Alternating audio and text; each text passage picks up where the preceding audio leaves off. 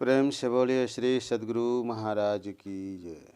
महर्षि में ही सत्संग सुधा सागर से पाठ, पारा संख्या 277, सेवा का महत्व। प्यारे लोगों, सत्संग में, खासकर प्रातः काल के सत्संग में, हम लोग ईश्वर की स्तुति अवश्य करें, संतों की स्तुति अवश्य करें, गुरु की स्तुति भी अवश्य करें। स्तुति करने से जिनकी स्तुति होती है उनकी महिमा का व बड़प्पन का ज्ञान होता है। इस ज्ञान से उनके प्रति श्रद्धा होती है। जिसके प्रति श्रद्धा होती है उसके प्रति विश्वास होगा, उनके लिए प्रेम उत्पन्न होगा। उस प्रेम से हम उनसे लाभ पाते हैं। बिना मिट्टी के हम गंध नहीं पाते हैं। इसी तरह बिना श्रद्धा के धर्म नहीं हो सकता। ईश्वर पर विश्वास नहीं तो धर्म नहीं। ईश्वर के प्रति विश्वास में ईश्वर स्थिति का बोध रहता है। यह बोध नहीं तो धर्म नहीं। इसलिए ईश्वर की स्तुति अवश्य करनी चाहिए। जिससे लोग उपकृत हों तो चाहिए कि उपकारक की सेवा करें। उनके उपकार को नहीं माने तो हम कृतज्ञ हैं। उपकार को नहीं मानने वाले को कृतज्ञ कहते हैं। हम कहेंगे कि हमारे परम हित के लिए ईश्वर ने हमको 5 तत्व दिए हैं। इन तत्वों से हम इतना लाभ उठाते हैं जिसका अंदाज़ा नहीं। ये सब ईश्वर की कृपा से ही प्राप्त है। उनसे हम बहुत उपकृत हैं। उनकी सेवा करनी चाहिए। जिसकी जो आवश्यकता होती है उसे पूर्ण कर देना ही उसकी सेवा है। लेकिन ईश्वर को कोई आवश्यकता नहीं। ईश्वर को कुछ चाहिए सो नहीं। सोने पर हमको हवा चाहिए, बिना हवा के हम कैसे रहेंगे। ईश्वर का यह कितना उपकार है कि हमको हवा मिलती है। हमको आवश्यकता है लेकिन ईश्वर को नहीं। सारी प्रकृति मंडल की ईश्वर ने रचना की है। इससे ईश्वर को कोई लाभ पहुँचावे सो नहीं। महात्माओं ने बताया है, ईश्वर की कुछ भी सेवा नहीं कर सकते हो तो उनका गुण या यश गाओ। खुशी नाखुशी तो मनुष्यों के लिए है, जीवों के लिए नहीं।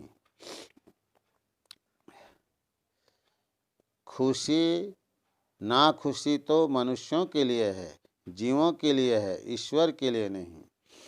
गंगा स्नान से गंगा को कुछ भी लाभ नहीं। कुछ भी चढ़ाओ, गंगा को उससे प्रसन्नता नहीं। इसी तरह ईश्वर को प्रसन्नता नहीं होती।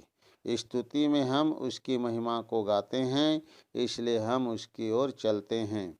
ईश्वर की ओर इसलिए चलते हैं कि हम माया में दुख पाते हैं। इंद्रियों के द्वारा प्राप्त सुख दुख परिणामी है, परंतु ईश्वर की ओर चलने से माया के सुख दुख से हम छूट जाते हैं। जिधर से माया नहीं उधर को हम जाते हैं। इसलिए ईश्वर की आराधना होनी चाहिए। मांग के लिए ईश्वर से प्रार्थना करो। ऐसा कुछ मांगो जो किसी से नहीं दिया जा सके। ईश्वर से यही मांगो कि है ईश्वर, आप अपना मुझे पहचान करा दो। हम आपको पहचान कर आपका स्वरूप ही हो जाएंगे। सांसारिक सुख मत मांगो। जो सुख सुर पर नरक गेह बन आवत विनहि बुलाए, तेहि सुख लगी जतन करत नर समुझत नहीं समुझाए। परमात्मा चेतन का भी चेतन है। वह अपरिमित शांति शक्तिमय और अपरिमित ज्ञानमय है। बात यह है कि ईश्वर से मांगो, लेकिन वही मांगो जो ईश्वर से मिले। ईश्वर सर्व सुखदाता है, वह सब कुछ दे सकता है। इस तरह से एक निष्ठ भाव रखो। यदि ईश्वर के उपकार का कृतज्ञ बनोगे तो ईश्वर की स्तुति करो। इसलिए हम लोग प्रातःकाल इस स्तुति करते हैं। संत नहीं होते तो भगवान का ज्ञान नहीं होता, इसलिए संत स्तुति करो। संत के बारे में कहते हैं कि भगवान से भी बढ़कर संत हैं। गोस्वामी तुलसीदास जी ने कहा है, राम सिंधु घन सज्जन धीरा, चंदन तरु हरि संत समीरा। जैसे समुद्र से बादल बनता है, बादल से वर्षा होती है, तमाम जीव उससे सुखी होते हैं, इसी तरह ईश्वर समुद्र है और संत बादल के समान, जिससे सभी जीव सुख पाते हैं। ईश्वर चंदन है और संत हवा, हवा नहीं रहे तो सुगंध नहीं मिले। संत की बड़ी महिमा है, संत बड़े उपकारी होते हैं, गुरु के उपकार भी कम नहीं है। गोस्वामी तुलसीदास जी हनुमान जी से प्रार्थना करते हैं, जय जय जय हनुमान गोसाई, कृपा करहु गुरुदेव की नाई। यहाँ गुरु के संबंध में विशेष बात हुई है। गुरु शिष्य को हर तरह से समझा बुझाकर ठीक बनाते हैं। संतों की स्तुति भी करो, कुछ सेवा भी करो। ऊंचा महल अगमपुर जहाँ, संत समागम होय, जो कोई पहुँचे वही नगरिया, आवागमन न होय। कबीर साहब, संत की ओर चलना, ईश्वर की ओर चलना एक ही बात है। दूसरी बात यह है कि हम लोग सिद्धांत का पाठ करते हैं, जीवन भर बात जानते रहें तो भी बहुत जानने को रह ही जाती है। इतना अवश्य जानो जिससे काम चले। धर्म की परिभाषा क्या है जानो, धर्म का सिद्धांत जानना चाहिए। जो सिद्धांत को नहीं जानते वे धर्म के अनुकूल चलेंगे, क्या ठीक है? सिद्धांत में ईश्वर स्वरूप का निर्णय है। ईश्वर स्वरूपतः क्या है यह समझा दिया गया है। उसकी प्राप्ति कैसे होगी सो भी समझा दिया गया है। आचरण कैसा होना चाहिए सो भी समझा दिया गया है। इसलिए हम लोग सिद्धांत और परिभाषा का नित्य पाठ करते हैं। सिद्धांत को ही भूल जाएं तो धर्म क्या है अधर्म क्या है नहीं जान सकते। जो लोग पढ़े लिखे हैं वे ग्रंथ पाठ करते हैं, जो लोग पढ़े लिखे नहीं हैं वे भी सत्संग में सुन सुन कर याद कर लेते हैं। पहले तो सुनकर ही विद्या होती थी। भगवान बुद्ध के समय में भी लिखा नहीं जाता था। भगवान बुद्ध का शिष्य आनंद पीछे सेवा में आए। भगवान बुद्ध के शरीर में बड़ा बल था, होते होते जब बुढ़ापा आने लगा तब सहारा चाहिए तो आनंद ने कहा, मैं आपकी सेवा करूँगा, लेकिन मुझे 8 वरदान दीजिए। पहला, आपको भिक्षा पात्र में भोजन की जो सामग्री मिले वह मुझको नहीं दें, क्योंकि आपके लिए लोग उत्तम और स्वादिष्ट भोजन देंगे। दूसरा, आपको जिस मकान में लोग रखें वहाँ मुझे रहने नहीं कहें। तीसरा, आपको कोई जो वस्त्र दे वह मुझे नहीं दें। चौथा, आपको यदि कोई व्यक्तिगत निमंत्रण दे तो उसमें हमको नहीं ले जाएं।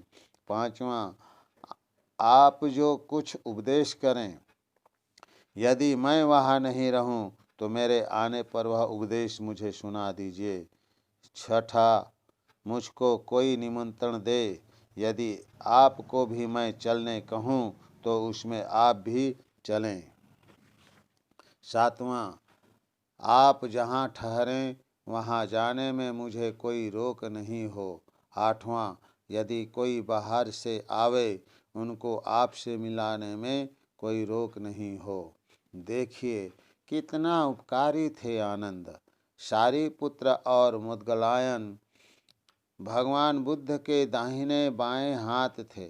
सारीपुत्र को एक ब्राह्मण ने एक कलछुल भात कभी दिलवाया था। बहुत दिनों के बाद ब्राह्मण के मन में भिक्षु बनने की इच्छा हुई।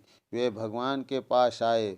भगवान बुद्ध ने सारीपुत्र की ओर देखा और कहा कि देखो जी, इस ब्राह्मण से तुम कुछ उपकार पाए हो क्यों? सारीपुत्र ने कहा, हाँ भगवान, एक कलछुल भात इन्होंने मुझे दिलवाया था। सारिपुत्र के द्वारा ही वह ब्राह्मण भिक्षु बनाए गए। देखिए, थोड़ा भी उपकार को वे लोग मानते थे। जिससे जो उपकृत हो तो उस उपकार को मानना चाहिए। हमारे गुरु महाराज कहते थे, जो दान करोगे सो मिलेगा, ज्ञान दान करो तो ज्ञान मिलेगा। ज्ञान के समान कोई चीज़ नहीं है। वेद के मंत्र में पाठ हुआ कि एक मत होकर बात बोलो, आपस में मिलजुल कर रहो, सामूहिक रूप से ईश्वर की उपासना करो। एक मत होने से भारत के लोगों ने स्वराज पाया। जब संपूर्ण देशवासी एकमत हो गए तो अंग्रेज को यहाँ से भागना पड़ा। जब तक देश में दुष्ट कर्म होते रहेंगे तब तक स्वराज में सुराज को नहीं पाएंगे। दुष्ट कर्म को हटाइए तो सुराज का भोग मिलेगा। सिपाही कितने भी रखिए, दुष्ट कर्म नहीं मिटेगा। एक मत को बिगाड़ देता है झूठ। झूठ छोड़ देने से एक मत होगा। एक मत के लिए ईश्वर की उपासना करो। सत्संग ईश्वर का रूप ही है। गोस्वामी तुलसीदास जी ने सत्संग को ईश्वर का अंग कहा। देहि सत्संग निज अंग, श्री रंग भव भंग कारण शरण शोकहारी। ईश्वर उपासना एक मत होकर करो। उपासना में एक मत होना बहुत आवश्यक है। गौ रक्षा करो। गौ नहीं रहे तो आदमी के पास भोथा हथियार है। गौ रक्षा का जहाँ बल है वहाँ भोथा हथियार नहीं है। अन्न उपाजाने के लिए गौ से खाद पाते हैं। वेद में आया है कि गौ की सेवा करो, कभी मारो मत। बूढ़े गाय बैल को भी सेवा करो, बेचो मत। बूढ़े गाय बैल भी खाद देते हैं। यह प्रवचन पूर्णिया जिला अंतर्गत 59वां अखिल भारतीय संतमत सत्संग के विशेषाधिवेशन कुशरेला में दिनांक 24/12/1967 ईस्वी को सत्संग के प्रातःकाल में हुआ था। बोलिए प्रेम से श्री सद्गुरु महाराज की जय।